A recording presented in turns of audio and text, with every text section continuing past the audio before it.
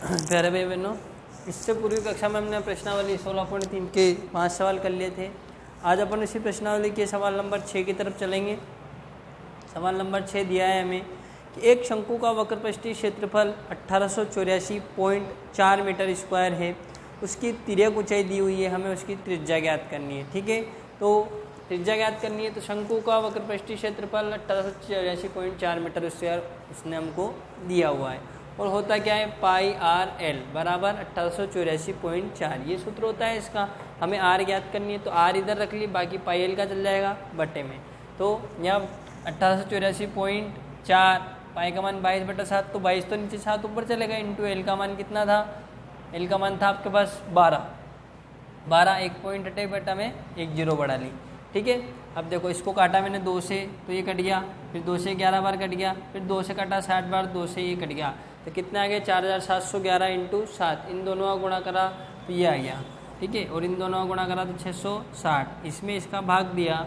ठीक है, तो अपने पास कितना आ गया 49.96, मतलब लगभग कितना आ गया अपने पास, लगभग कितना आ गया अपने पास, लगभग 5। ठीक है ना, लगभग कितना आ गया अपने पास 5, कितना आ गया लगभग 50। 49.96 तो लगभग कितना आ गया अपने पास 50 मीटर। क्लियर, ये था अपना सवाल नंबर 6। सवाल नंबर 7 हमें दिया हुआ है कि एक शंकु, सवाल को कम से कम 2 बार जरूर पढ़े, 2 बार पढ़ने के बाद ही स्थिति हमको अच्छी ढंग से क्लियर हो जाएगी। ठीक है, तो जैसे उसने कहा एक लंबवृत्तीय शंकु के आधार का क्षेत्रफल। अब आपका शंकु का आधार तो हमारे दिमाग में आ जाना चाहिए कि शंकु का आधार कैसा होता है, वृत्ताकार। ठीक है ना, तो उसने कहा आधार का क्षेत्रफल 154 है और तिरछी ऊंचाई दी हुई है और हमें एच ज्ञात करनी है।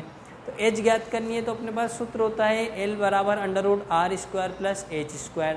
एल तो हमको दिया हुआ है लेकिन आर हमारे पास है नहीं। अगर आर भी आ जाएगी तो हम एच ज्ञात कर सकते हैं। तो हमें क्या दिया हुआ है, सबसे पहले शंकु के आधार का क्षेत्रफल। अब शंकु का आधार होता कैसा है, वृत्ताकार, मतलब ये जो दिया है हमें, ये किसका क्षेत्रफल दिया है, वृत्त का क्षेत्रफल। तो पाई r² बराबर 154, इससे हम क्या ज्ञात कर लेंगे, आर ज्ञात कर लेंगे। r² बराबर 154 बटा पाई, r² बराबर 154 बटा पाई का मान 22/7, तो 22 नीचे 7 ऊपर, 22 से कट गया 7 बार। r² बराबर 7 इंटू 7 मतलब 7 का स्क्वायर, स्क्वायर से स्क्वायर कट गया, r बराबर कितनी आ गई 7 आ गई, r बराबर 7। तिरछी ऊंचाई हमको दी हुई थी, तिर्यक ऊंचाई दी हुई थी 25। सूत्र होता है एल बराबर √r² प्लस h²। वर्ग कर दिया दोनों पक्षों का अपनों ने, इधर हो गया एल था तो हो गया l² और इधर से √ हट गया r² प्लस h²। एल का मान कितना अपने पास 25, तो 25 का स्क्वायर बराबर आर का मान है 7, 7 का स्क्वायर प्लस एच का मान हमारे पास है ही नहीं। 25 का स्क्वायर 625, 7 का स्क्वायर 49 प्लस h²। 625 ये 49 इधर आए, काय के हो गए माइनस के बराबर h²। 625 में से 49 गए तो कितने बचे 574, 574 बराबर h²। इधर से h हटाया, इधर क्या लग गया √ बराबर h। 574 का वर्गमूल कितना हो गया अपने पास 24। ठीक है, ये था सवाल नंबर 7। सवाल नंबर 8 बहुत ध्यान से समझना। सवाल नंबर 8 में उसने हमसे कहा है कि 2 शंकुओं के आधार का व्यास समान है। अगर उनका व्यास समान है, 2 शंकु है, दोनों शंकुओं के आधार का व्यास समान है, व्यास समान है तो त्रिज्या भी समान होगी। कैसे, कि मान लिया दोनों शंकुओं का व्यास है 20, तो त्रिज्या क्या होती है इसकी आधी, तो क्या होगी 10। तो दोनों शंकुओं का अगर व्यास समान है तो दोनों की त्रिज्या भी क्या होगी, समान होगी। तो मैंने क्या माना दोनों शंकुओं के आधार की त्रिज्या क्या मान लिया r, क्योंकि दोनों की समान है, दोनों की त्रिज्या एक जैसी है, इसलिए दोनों की त्रिज्या क्या मान लिया r। आगे उसने हमसे कहा है कि यदि उनकी तिर्यक ऊंचाई का अनुपात दिया है, क्या दिया है अनुपात, तो जब भी अनुपात देते हैं तो हम उसको क्या करते हैं मान लेते हैं। जब भी अनुपात देते हैं तो हम उसको क्या करते हैं मान लेते हैं। तो माना पहले शंकु की तिर्यक ऊंचाई क्या मानी मैंने 5l। l क्यों माना, क्योंकि तिर्यक ऊंचाई है। अगर r होती तो 5r मानता है ना, और ऊंचाई होती तो h मानता। तो पहले शंकु की क्या मान ली 5l। अब ये जो 5 है 5l और दूसरे क्या मान ली 4l, तो ये 5 बड़ा है कि ये 4 बड़ा है, 5 बड़ा है। तो ये जो 5l है ये तो किसकी है, बड़े शंकु की, और ये जो 4l है ये किसकी है, छोटे शंकु की। क्लियर। आगे उसने हमसे कहा है कि यदि छोटे शंकु का वक्रपृष्ठीय क्षेत्रफल 400 है तो बड़े शंकु का वक्रपृष्ठीय क्षेत्रफल ज्ञात कीजिए। तो मैंने लिख दिया है बड़े शंकु का वक्रपृष्ठीय क्षेत्रफल बटा छोटे शंकु का वक्रपृष्ठीय क्षेत्रफल। सूत्र क्या होता है पाई r l, और इसका भी पाई r l। पाई से पाई कट गया क्योंकि पाई का मान एक जैसा होता है।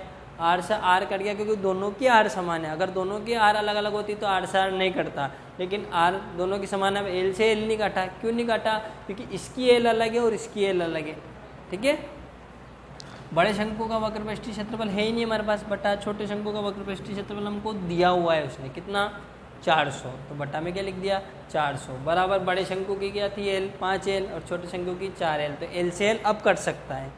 क्लियर? फिर कर दिया वज्र गुणा, तो बड़े शंकु का इसका गुणा तो करा 4 से 4 इंटू बड़े शंकु का वक्रपृष्ठीय क्षेत्रफल बराबर 5 इंटू 400, ये 4 का चले जाएंगे बटे में। तो बड़े शंकु का वक्रपृष्ठीय क्षेत्रफल बराबर 5 इंटू 400 बटा 4, 4 से काट दिया 100 बार। तो बड़े शंकु का वक्रपृष्ठीय क्षेत्रफल कितना आ गया आपके पास? 500 सेंटीमीटर स्क्वायर। ये था आपका सवाल नंबर 8। अब चलते हैं सवाल नंबर 9 की तरफ।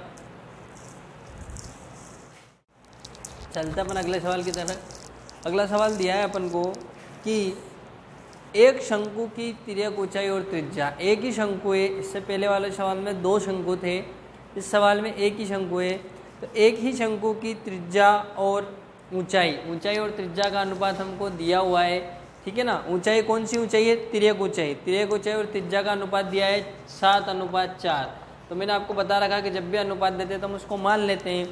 तो माना शंकु की तिर्यक ऊंचाई, को क्या मान लिया हमने? 7x, क्योंकि एक ही की है इसलिए x माना। अगर अलग अलग की होती तो फिर l मानते हम। ठीक है ना, तो माना शंकु की तिर्यक ऊंचाई को मान लिया 7x और त्रिज्या को मान लिया 4x। क्लियर? क्योंकि उसने अनुपात दिया था 7:4 और जब भी अनुपात देते हैं हम उसे मान लेते हैं। फिर उसने आगे क्या कहा? उसका वक्रपृष्ठीय क्षेत्रफल है 792। तो शंकु का वक्रपृष्ठीय क्षेत्रफल हमको कितना दिया हुआ है? 792। ठीक है ना, और होता क्या है? पाई आर एल बराबर 792। पाई का मान 22/7, आर का मान कितना था? 4x और एल का मान 7x। 7 से 7 कट गए, 22 चौक 88 और x का गुणा x से करा तो x स्क्वायर बराबर 792। x स्क्वायर बराबर 88 का चले गए बटे में 792 बटा 88। 11 से काटा, 11 7 77, 11 दूना 22, 11 8 88, 8 9 72। एक्स स्क्वायर बराबर आया 9, तो x बराबर √9, x बराबर 3। हमारे पास x का मान आ गया। अब उसने पूछा त्रिज्या ज्ञात कीजिए, तो त्रिज्या क्या थी अपने पास? त्रिज्या थी अपने पास क्या? 4x। तो त्रिज्या क्या आ गई? 4 इंटू 3 बराबर 12 सेंटीमीटर।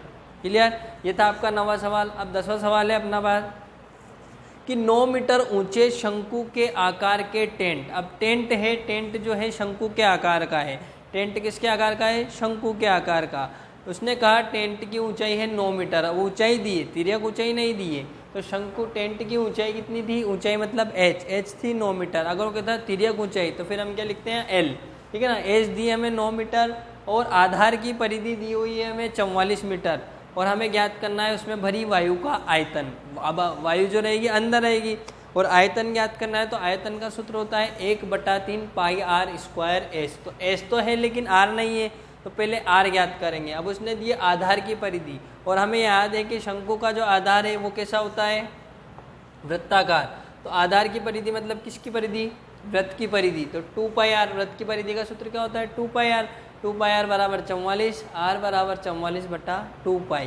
तो आर बराबर 44/2 इंटू पाई का मान 22/7, 22 नीचे 7 ऊपर, 22 दूना 44, 2 से 2 कट गया, आर बराबर 7। आर का मान कितना आ गया? 7। आर आ गई, एच आ गई। अब क्या ज्ञात कर लेंगे? वायु का आयतन। वायु का आयतन, वायु कहाँ भरी हुई है? टेंट में। टेंट कैसा है? शंकु के आकार का। शंकु का सूत्र क्या होता है? 1/3 पाई आर स्क्वायर एच। 1/3 पाई का मान 22/7, 7 इंटू 7 और एच का मान 9। 7 से 7 कट गया, 3 से काट दिया 3 बार, 22 7 154 इंटू 3 बराबर कितना गया? 462 सेंटीमीटर क्यूब। क्लियर? अगला सवाल बहुत अच्छा है। इस तरह के सवाल परीक्षा में ज़्यादा पूछे जाते हैं, संख्या वाले और इस तरह बराबर करने वाले। तो आपको सवाल दिया है कि एक शंकु के आकार का बर्तन है, शंकु के आकार का बर्तन है जिसकी त्रिज्या है 10 और ऊंचाई है अपने पास 18।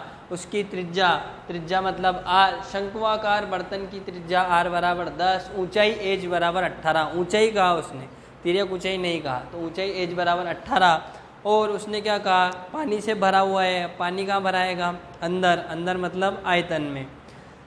इसे 5 सेंटीमीटर त्रिज्या के बेलनाकार बर्तन में डाला जाता है। अब एक और बर्तन है, एक बर्तन तो है शंकु के आकार का, इस आकार का एक बर्तन है जिसमें भरा हुआ है पानी। इसको एक बेलनाकार बर्तन में डाला जाता है जिसकी त्रिज्या कितनी है?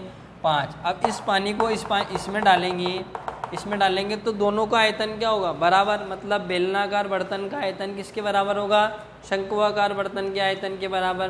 तो बेलनाकार बर्तन का आयतन बराबर शंक्वाकार बर्तन का आयतन। ठीक है, अब बेलन का आयतन क्या होता है, पाई आर स्क्वायर एच, और शंकु का होता है 1/3 पाई आर स्क्वायर एच। पाई से पाई कट गया। ठीक है, अब यहाँ आर से आर मत काट देना, क्योंकि ये आर तो है बेलन की और ये आर है किसकी, शंकु की। ये एच है बेलन की और ये एच है शंकु की, दोनों अलग अलग है। तो बेलन की आर क्या थी, 5 × 5 एच, बेलन की एच थी नहीं हमारे पास, बराबर 1/3 इंटू आर का मान 10 × 10 इंटू एच का मान कितना था, 18। 3 से काट दिया कितनी बार, 6 बार। तो यहाँ बचा 5 × 5 इंटू एच बराबर 10 × 10 इंटू 6। ये 5 × 5 का चल जाएंगे बटे में 10 × 10 इंटू 6 बटा 5 × 5। 5 से कट गया 5 दूनी 10, 5 दूनी 10। तो एच बराबर क्या बचा, 2 × 2 इंटू 6। एच बराबर आ गया 24। तो जो बर्तन में पानी की ऊंचाई है वो कितनी चढ़ेगी, 24 सेंटीमीटर तक आपका पानी उसमें चढ़ जाएगा। जब हम इसमें डालेंगे तो वो कितनी ऊंचाई तक चढ़ेगा, 24 सेंटीमीटर तक। ये था अपना सवाल नंबर 11। अब चलते अपन सवाल नंबर 12 की तरफ। चलते अपन अगले सवाल की तरफ।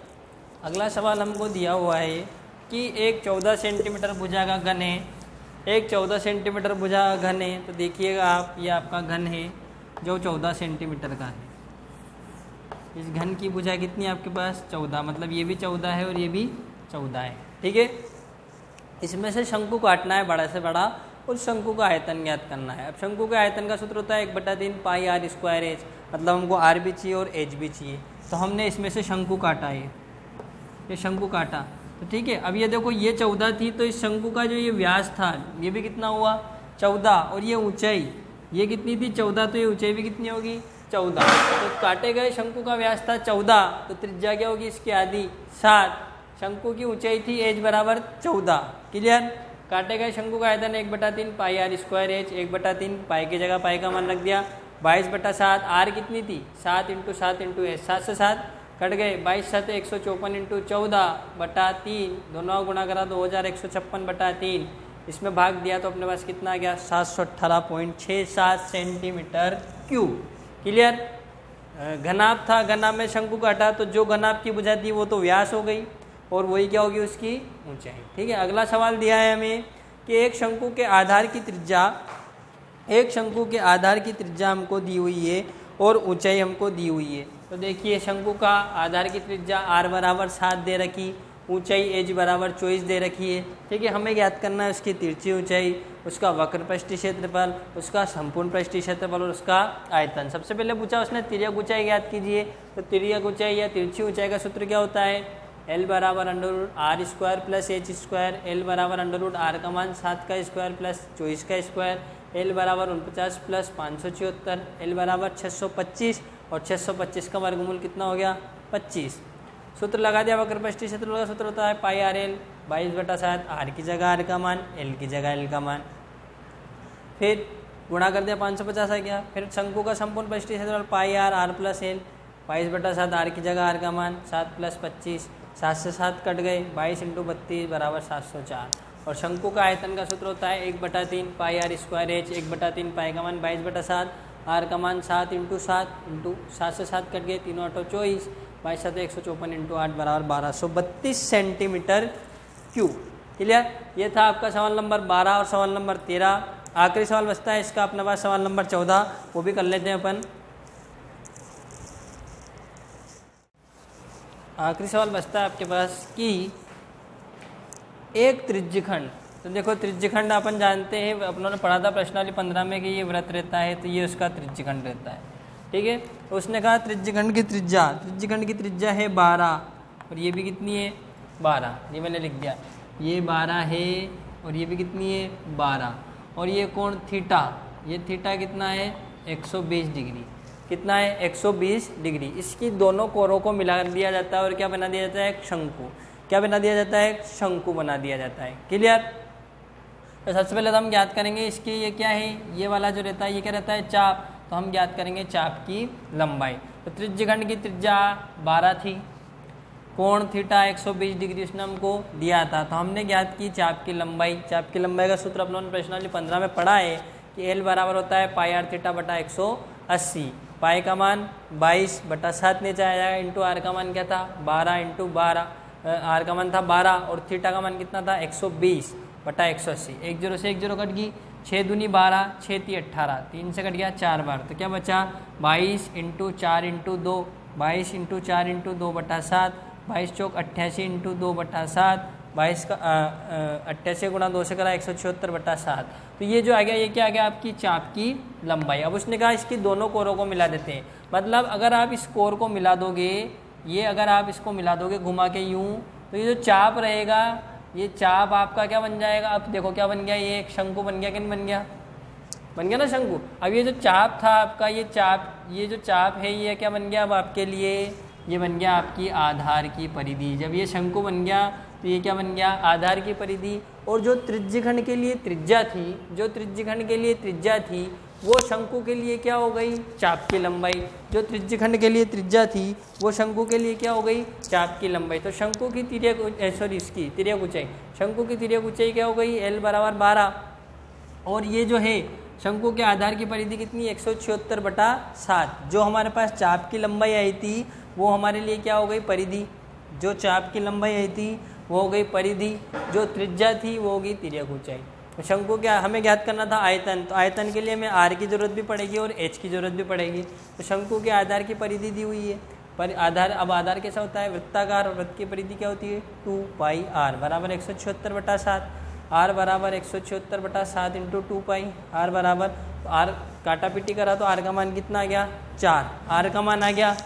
एल का मान हमारे पास है, अब क्या मान निकालेंगे एच, क्योंकि एच की जरूरत भी है। तो एल बराबर होता है √r² + h², क्या करने पर वर्ग करने पर। तो L² इधर से √ हट जाएगा r² + h²। एल का मान कितना था 12, आर का मान 4 + h², 12 का 144, 4 का 16 + h²। 144 से 16 उधर के गए क्योंकि माइनस के बराबर h²। इसमें से इसको घटाया 128 बराबर h²। तो h बराबर √128, h बराबर 128 को क्या लिख सकते हैं अपन 64 इंटू 2, h बराबर 8 √2। h आ गई, r आ गई, क्या ज्ञात करना था आयतन। आयतन का सूत्र होता है 1/3 πr²h, 1/3 पाई की जगह पाई का मान 22/7 इंटू आर की जगह आर का मान 4 इंटू 4 और 8 √2। 22 का गुणा 4 से करा 22 चौक 88, 8 चौक 32 और इस √2 का मान होता है 1.414, मान रख दिया। इन दोनों का गुणा करा तो कितना है 2816 इंटू 1.414/7 या 21। इन दोनों का गुणा करा तो 3981.824, इसमें इसका भाग दिया तो आ गया आपके पास 189.61 सेंटीमीटर क्यूब। ठीक है, बहुत अच्छा सवाल था। त्रिज्यखंड से शंकु बनाया था तो अंतर समझ में आ गया होगा आपका। जो त्रिज्या थी वो तिर्यक ऊंचाई हो गई और जो चाप की लंबाई थी वो क्या हो गई परिधि। आर और एच ज्ञात कर लिया और फिर हमने क्या ज्ञात कर लिया शंकु का आयतन। ठीक है, तो ये थी आपकी प्रश्नावली 16.3 जो आज समाप्त होती है। अगली कक्षा में अपन प्रश्नावली 16.4 के बारे में अध्ययन करेंगे। 16.4 में हमारे पास क्या है गोला, उसके बारे में अपन पढ़ेंगे। तो फिर मिलता है अपन अगली कक्षा में। धन्यवाद।